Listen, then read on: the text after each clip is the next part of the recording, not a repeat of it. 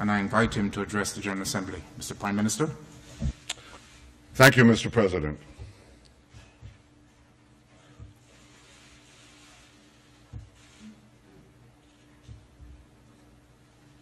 I feel deeply honored and privileged to stand here before you today representing the citizens of the State of Israel. We are an ancient people. We date back nearly 4,000 years to Abraham, Isaac, and Jacob. We have journeyed through time. We've overcome the greatest of adversities, and we reestablished our sovereign state in our ancestral homeland, the land of Israel. Now, the Jewish people's odyssey through time has taught us two things: never give up hope, always remain vigilant. Hope charts the future. Vigilance protects it. Today, our hope for the future is challenged by a nuclear-armed Iran that seeks our destruction. But I want you to know that wasn't always the case. Some 2,500 years ago, the great Persian king Cyrus ended the Babylonian exile of the Jewish people. He issued a famous edict in which he proclaimed the right of the Jews to return to the land of Israel and rebuild the Jewish temple in Jerusalem. That's a Persian decree. And thus began an historic friendship between the Jews and the Persians that lasted until modern times. But in 1979, a radical regime in Tehran tried to stamp out that friendship. As it was busy crushing the Iranian people's hope for democracy, it also led wild chants of death to the Jews. Now, since that time, presidents of Iran have come and gone. Some presidents were considered moderates, others hardliners. But they've all served that same unforgiving creed, that same unforgiving regime. That creed that is espoused and enforced by the real power in Iran, the dictator known as the supreme leader. First Ayatollah Khomeini, and now Ayatollah Khamenei. President Rouhani, like the presidents who came before him, is a loyal servant of the regime. He was one of only 6 candidates the regime permitted to run for office. See, nearly 700 other candidates were rejected. So what made him acceptable? Well, Rouhani headed Iran's Supreme National Security Council from 1989 through 2003. During that time, Iran's henchmen gunned down opposition leaders in a Berlin restaurant. They murdered 85 people at the Jewish Community Center in Buenos Aires. They killed 19 American soldiers by blowing up the Khobar Towers in Saudi Arabia.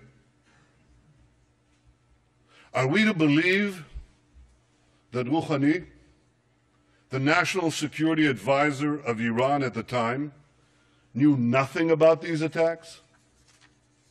Of course he did. Just as 30 years ago, Iran's security chiefs knew about the bombings in Beirut that killed 241 American Marines and 58 French paratroopers. Rouhani was also Iran's chief nuclear negotiator between 2003 and 2005. He masterminded the strategy which enabled Iran to advance its nuclear weapons program behind a smokescreen of diplomatic engagement and very soothing rhetoric. Now, I know Rouhani doesn't sound like Ahmadinejad, but when it comes to Iran's nuclear weapons program, the only difference between them is this: Ahmadinejad was a wolf in wolf's clothing. Rouhani is a wolf in sheep's clothing, a wolf who thinks he can pull the wool over the eyes of the international community. Well, like everyone else, I wish we could believe Rouhani's words, but we must focus on Iran's actions. And it's the brazen contrast, this extraordinary contradiction between Rouhani's words and Iran's actions that is so startling. Rouhani stood at this very podium last week and praised Iranian democracy. Iranian democracy, he said. But the regime that he represents executes political dissidents by the hundreds and jails them by the thousands. Rouhani spoke of, quote, the human tragedy in Syria. Yet Iran directly participates in Assad's murder and massacre of tens of thousands of innocent men, women, and children in Syria. And that regime is propping up a Syrian regime that just used chemical weapons against its own people. Rouhani condemned the, quote, violent scourge of terrorism. Yet in the last 3 years alone, Iran has ordered, planned, or perpetrated terrorist attacks in 25 cities in 5 continents. Rouhani denounces, quote, attempts to change the regional balance through proxies.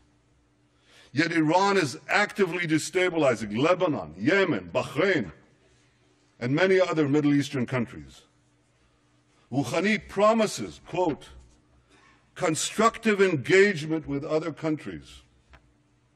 Yet 2 years ago, Iranian agents tried to assassinate Saudi Arabia's ambassador in Washington, D.C. And just 3 weeks ago, an Iranian agent was arrested trying to collect information for possible attacks against the American embassy in Tel Aviv. Some constructive engagement. I wish I could be moved by Rouhani's invitation to join his wave, a world against violence and extremism. Yet the only waves Iran has generated in the last 30 years are waves of violence and terrorism that it has unleashed in the region and across the world. Ladies and gentlemen, I wish I could believe Rouhani, but I don't. Because facts are stubborn things. And the facts are that Iran's savage record flatly contradicts Rouhani's soothing rhetoric. Last Friday, Rouhani assured us that in pursuit of its nuclear program, Iran, this is a quote, Iran has never chosen deceit and secrecy. Never chosen deceit and secrecy. Well, in 2002, Iran was caught red-handed, secretly building an underground centrifuge facility in Natanz. And then, in 2009, Iran was again caught red-handed, secretly building a huge underground nuclear facility for uranium enrichment in a mountain near Qom. Rouhani tells us not to worry. He assures us that all of this is not intended for nuclear weapons. Any of you believe that? If you believe that, here's a few questions you might want to ask. Why would a country that claims to only want peaceful nuclear energy, why would such a country build hidden underground enrichment facilities? Why would a country with vast natural energy reserves invest billions in developing nuclear energy? Why would a country intent on merely civilian nuclear programs continue to defy multiple Security Council resolutions and incur the tremendous cost of crippling sanctions on its economy? And why would a country with a peaceful nuclear program develop intercontinental ballistic missiles whose sole purpose is to deliver nuclear warheads? You don't build ICBMs to carry TNT thousands of miles away. You build them for one purpose, to carry nuclear warheads. And Iran is building now ICBMs that the United States says could reach this city in 3 or 4 years. Why would they do all this? The answer is simple. Iran is not building a peaceful nuclear program. Iran is developing nuclear weapons. Last year alone, Iran enriched 3 tons of uranium to 3.5%, doubled its stockpile of 20% enriched uranium, and added thousands of new centrifuges, including advanced centrifuges. It also continued work on the heavy water reactor in Iraq. That's in order to have another route to the bomb, a plutonium path. And since Rouhani's election, and I stress this vast and feverish effort has continued unabated. Ladies and gentlemen, underground nuclear facilities, heavy water reactors, advanced centrifuges, ICBMs. See, it's not that it's hard to find evidence that Iran has a nuclear program, a nuclear weapons program. It's hard to find evidence that Iran doesn't have a nuclear weapons program. Last year when I spoke here at the UN, I drew a red line. Now, Iran has been very careful not to cross that line. But Iran is positioning itself to race across that line in the future at a time of its choosing. Iran wants to be in a position to rush forward to build nuclear bombs before the international community can detect it and much less prevent it. Yet Iran faces one big problem. And that problem can be summed up in one word: sanctions. I've argued for many years, including on this podium, that the only way to peacefully prevent Iran from developing nuclear weapons is to combine tough sanctions with a credible military threat. And that policy today is bearing fruit. Thanks to the efforts of many countries, many represented here, and under the leadership of the United States, tough sanctions have taken a big bite off the Iranian economy. Oil revenues have fallen, the currency has plummeted, banks are hard-pressed to transfer money. So as a result, the regime is under intense pressure from the Iranian people to get the sanctions relieved or removed. That's why Rouhani got elected in the first place. That's why he launched his charm offensive. He definitely wants to get the sanctions lifted. I guarantee you that. But he doesn't want to give up Iran's nuclear weapons program in return. Now, here's a strategy to achieve this. First, smile a lot. Smiling never hurts.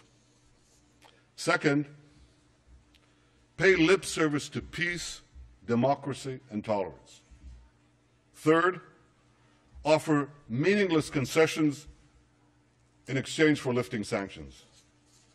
And fourth, and the most important, ensure that Iran retains sufficient nuclear material and sufficient nuclear infrastructure to race to the bomb at a time that it chooses to do so. You know why Rouhani thinks he can get away with this? I mean, this is a ruse. It's a ploy. Why does Rouhani think he can get away with it?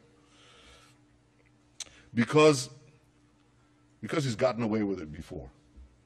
Because his strategy of talking a lot and doing little has worked for him in the past. He even brags about this. Here's what he said in his 2011 book about his time as Iran's chief nuclear negotiator. And I quote, "While we were talking to the Europeans in Tehran, we were installing equipment in Isfahan."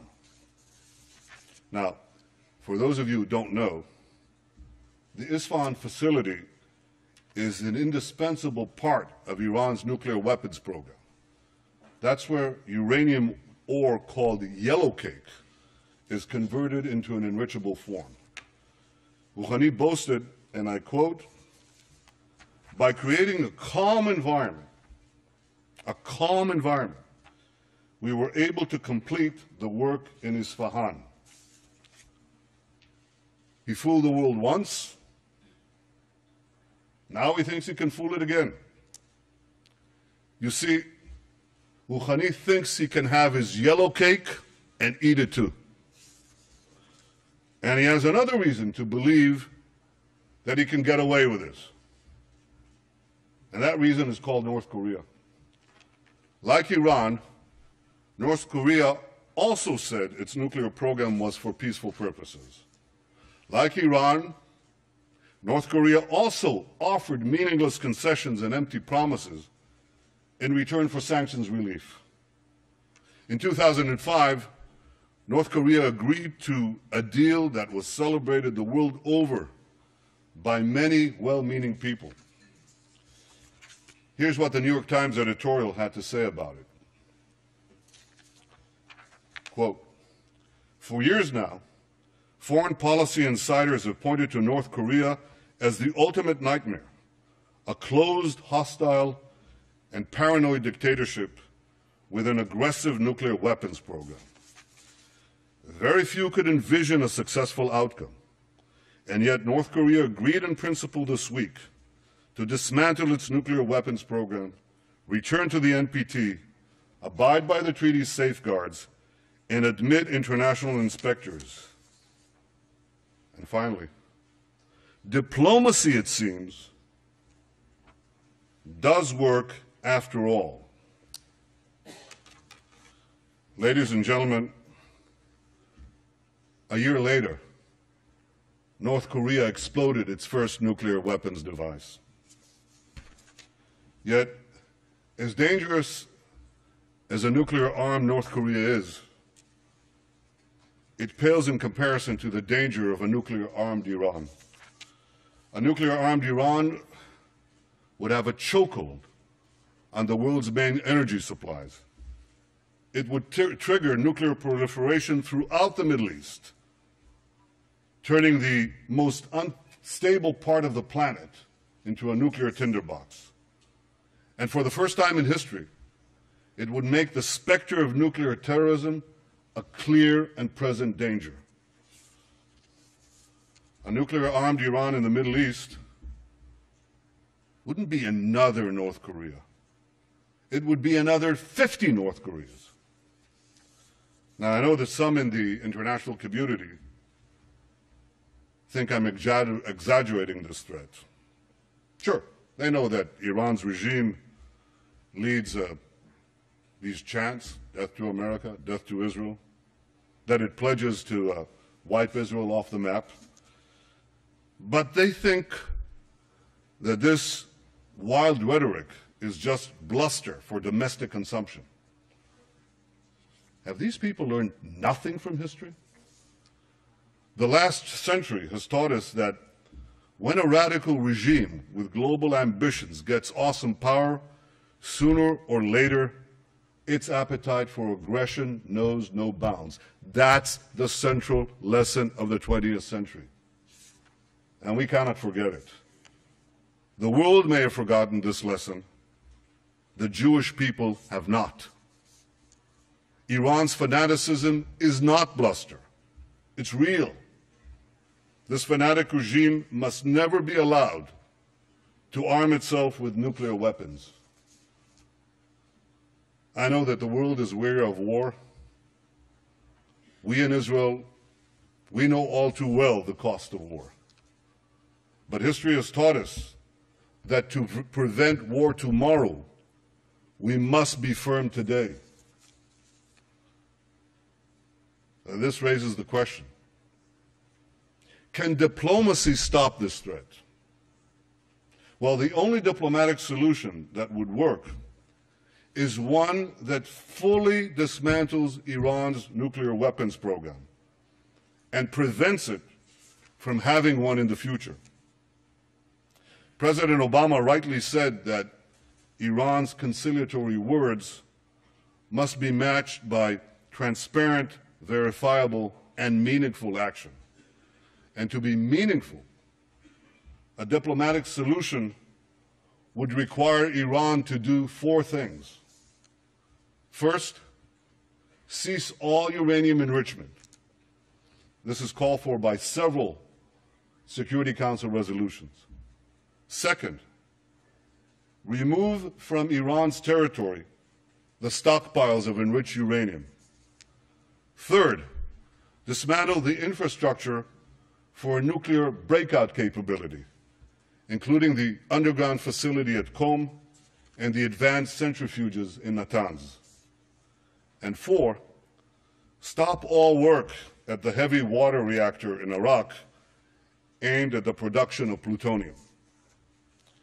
These steps would put an end to Iran's nuclear weapons program and eliminate its breakout capability.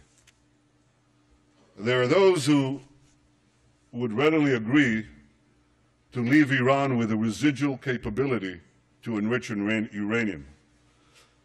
I advise them to pay close attention to what Rouhani said in a speech to Iran's Supreme Cultural Revolutionary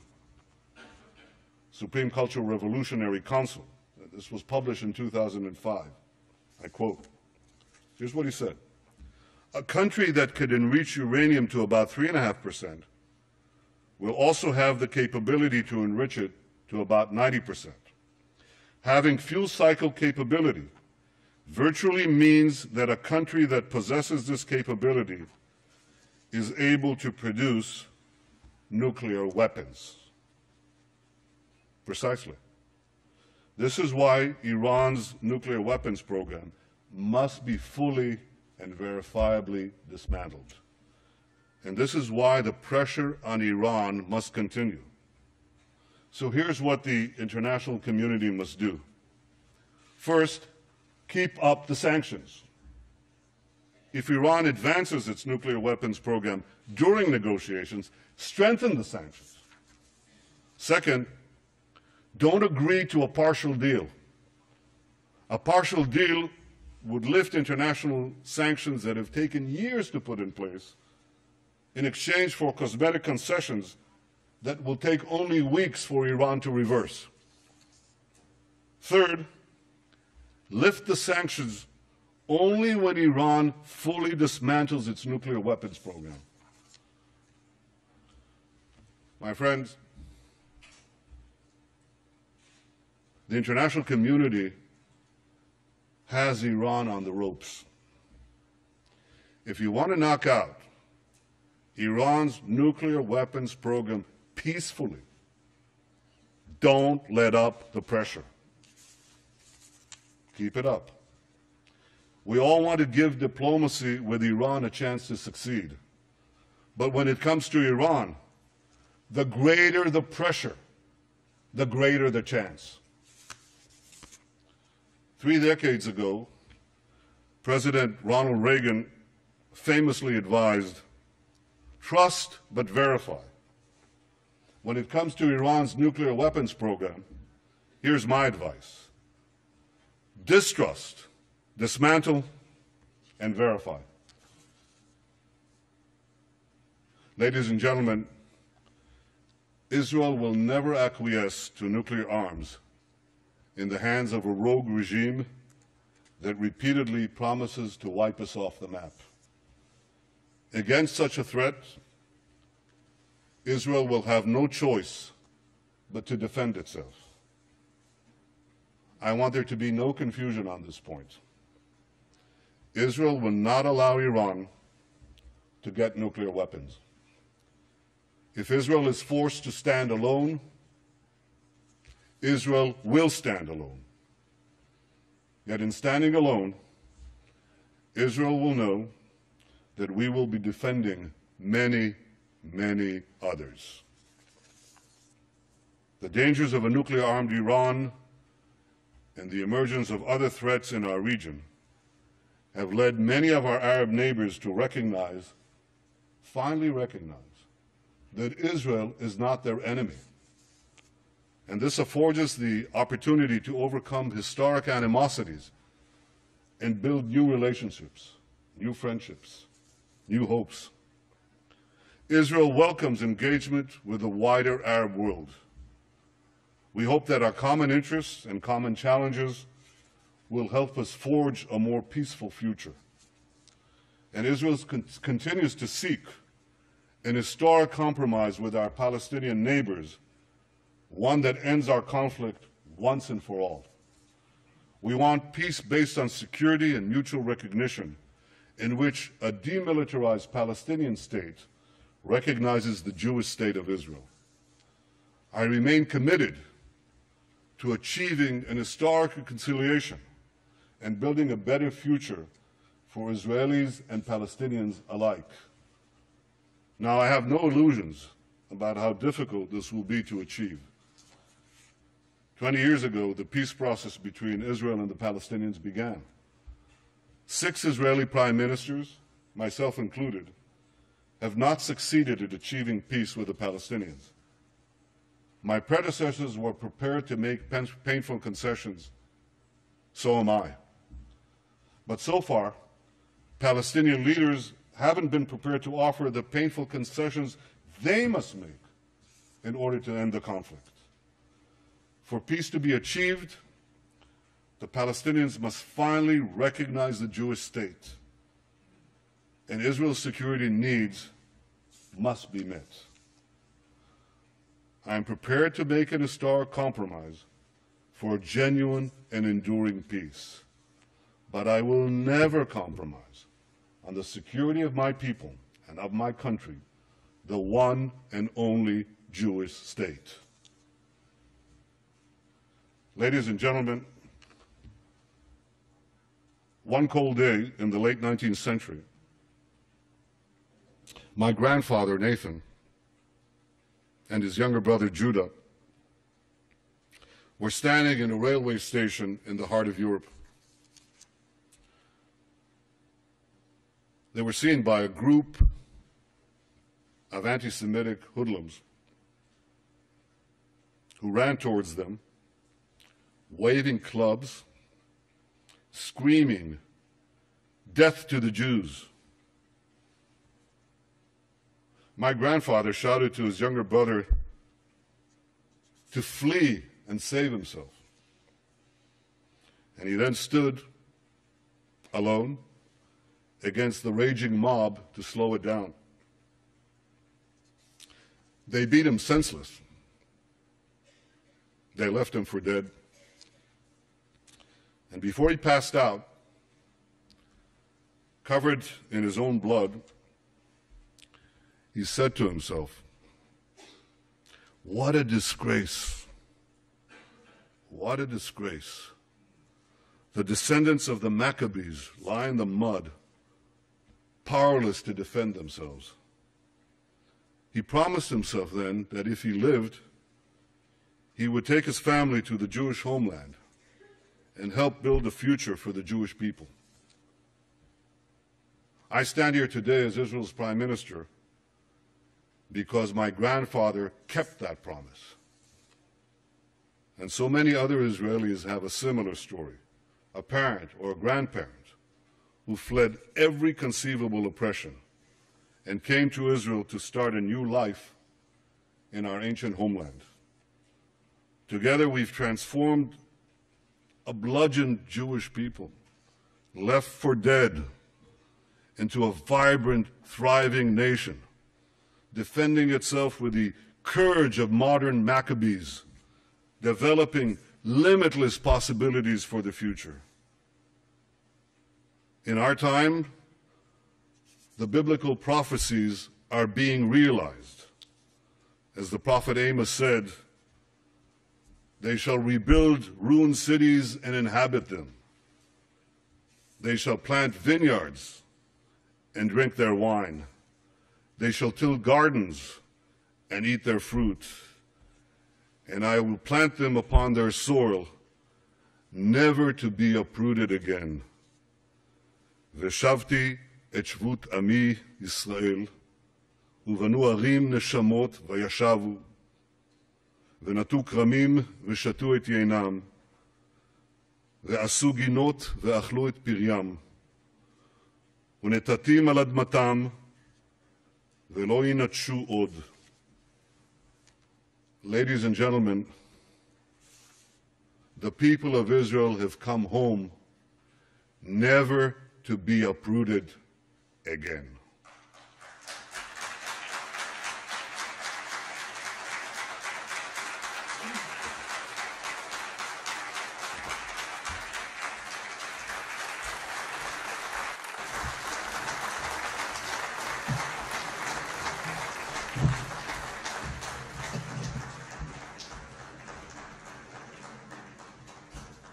On behalf of the General Assembly, I wish to thank the Prime Minister, Minister for Foreign Affairs, and Minister for Public Affairs and the diaspora of the State of Israel for the statement just made, and I request protocol to escort His Excellency. We have heard the last speaker in the general debate.